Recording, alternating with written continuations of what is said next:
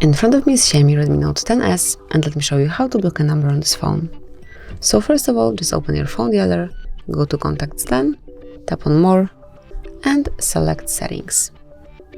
Here go to Block Numbers, and you can smoothly block all unknown colors by using this first switcher, or you can add a number manually by tapping on Add a Number. And then provide the phone number, click on Block, and it is blocked.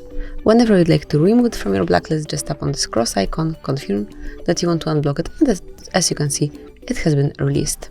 So this is it. This is how you can super quickly and easily block a number in your Xiaomi Redmi Note 10s. Thank you for watching. Please subscribe our channel and leave the thumbs up.